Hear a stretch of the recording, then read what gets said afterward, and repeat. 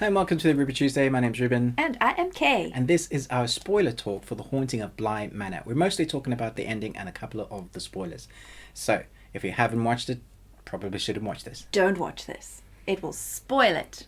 Okay, so when you start watching this, you'll recognize the voice of the main actress, who is the narrator for the ghost story that leads us into this whole story. So she tells this ghost story, and she didn't tell them at this wedding how long it was going to be.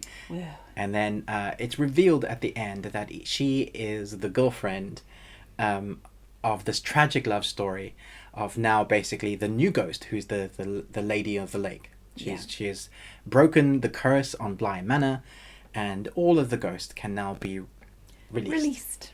Here's what Ruben thought in episode 2. He's like, I reckon they're all dead and they just don't know it. Yeah.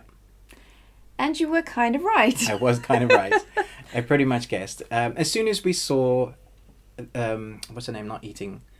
Mrs. Gross. Yes, Mrs. Gross not eating. I was like, she's dead. Yeah. And then I started questioning who was alive. I did think for a little while that the cook was dead as well. Yeah. But then you think, wait, he's making all the food, they're eating it together. The only person that's not eating is obviously Mrs. Gross. And then I thought, wait a minute, are the kids alive?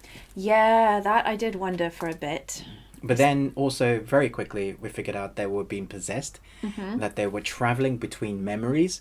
Yeah. And then when the kid was acting like he was much older and he was demanding a glass of wine. It was so creepy. He started flirting with the au pair and giving her roses and or like demanding wine.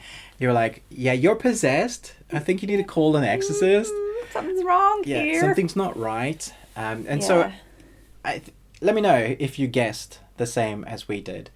We didn't guess everything like how it came to be. There were still a few questions which they reveal in episode 8, the black and white episode, which is the exposition episode. Yeah. The first half an hour obviously is the showing. The story of... Is it black and white? I didn't think it was. Yeah, it was black and white. The whole episode was black and white. No way. I saw loads of colours. No. I must have been just putting them in my mind. Wow. My mind palace You don't need colour. Amazing. Yeah, the black and white episode. It's not black and white, I'm sure of it. Yeah, and so we see the reveal of where that lady with no face, and I called it then as well, even before we saw it. I said the reason why they don't have faces is because they've forgotten who they are. Yeah. They've lost their identity, basically. And I really wanted her to get her identity back and everything to be okay that way. But we knew in true...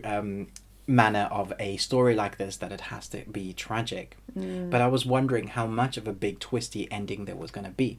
Yeah. And so we have this love story that forms between the au pair and the gardener. Yeah. And you just know, like every day, episode 9. Episode 9 was so incredibly tense because although it was like they'd won and it was all over, it wasn't, because you knew that Lady of the Lake was just biding her, was like building her strength or whatever to come back. And and I was really worried for the gardener the whole time. Like, that would have been the worst ending possible if she had killed the person that she loved and then was still alive herself. Yeah. Like, how awful would that have been? But I mean, every character they made us kind of fall in love with. Mrs. Gross, I was so sad for her when she realised. Yeah. Because then she couldn't go with the chef. I know. To Paris. And the fact that he named the restaurant after the joke that he eventually got her to laugh at was brilliant. Yeah. But then we get the wedding where the episode shows us like who they are later. And she's like, it's so funny. That's my middle name. I thought you made up the whole story. It was obviously that she's forgotten most of everything that's gone on, but there's still some sort of recognition there.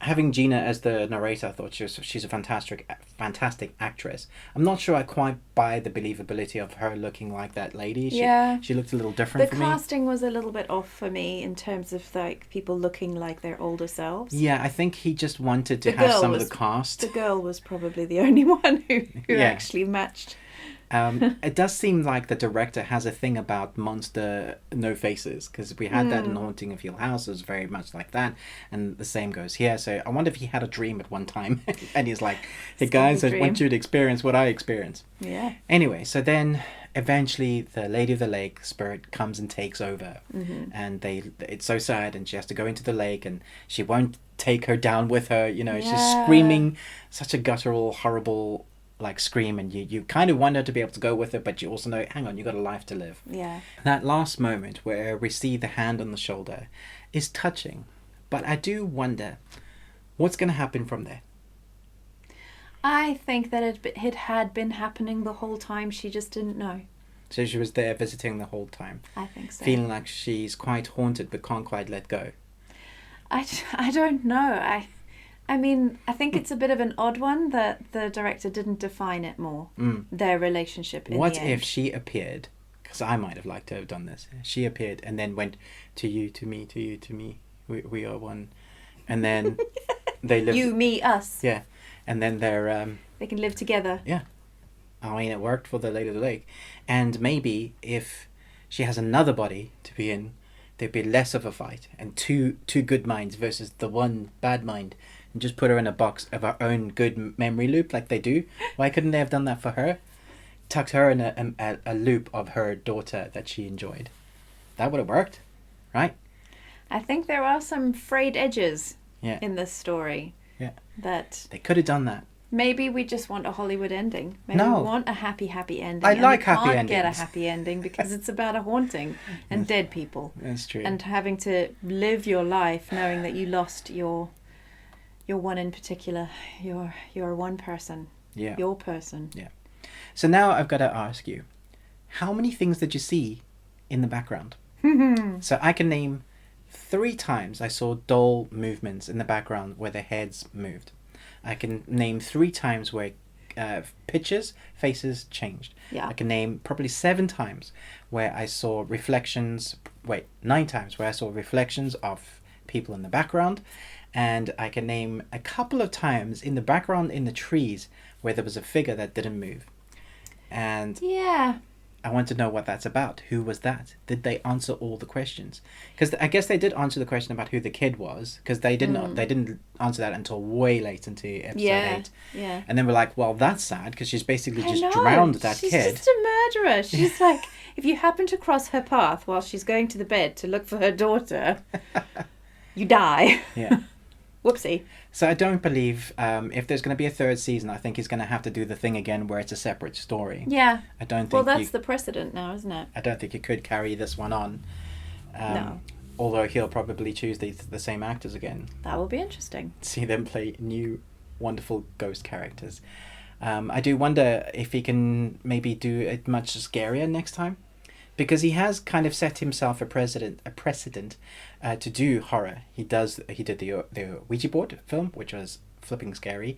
He did Gerald's Game, which was pretty damn scary. Yes, He did the new Shining sequel, which was excellent. I loved that. Yeah. He did The Haunting of Bly Manor, which was scary, and this one, which was kind of.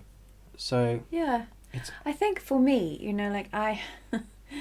the less you see, the more scared you are. Yeah. And so maybe because you saw these ghosts, these spirit entities so frequently, and the children started interacting with them in a way that wasn't, creepy. Because they even go, shh. Yeah. Maybe that's why it wasn't as scary. Possibly. It was really heartfelt, though. It was. I really felt for Loved, all of them. I loved all the characters. Yeah. Yeah. I mean, even the Lady of the Lake. Yeah, absolutely. Hers was a tragic story as well. Yeah. You just think... She was so excited to be with her daughter and husband, and then to see her sister, the one that she strangled and killed her, and then... I mean, she was jealous before she died. Absolutely. She was, and then to be not doing well. betrayed by being chucked into the lake. Yeah. You can totally understand why she became the Lady of the Lake. Yeah. It's a tragic story. Very well told. Let us know if you found any other spoiler ghost bits that we missed. Yeah, what's your theory? And where do you think it could go or should have gone? Did you enjoy it, or were you upset about the lack of horror? Or did you like the suspense? Did you like what they did with this? do chat to us in the comments below. Thanks so much for watching this kind of spoiler talk. But most of all, until next time, remember, live long and Tuesday.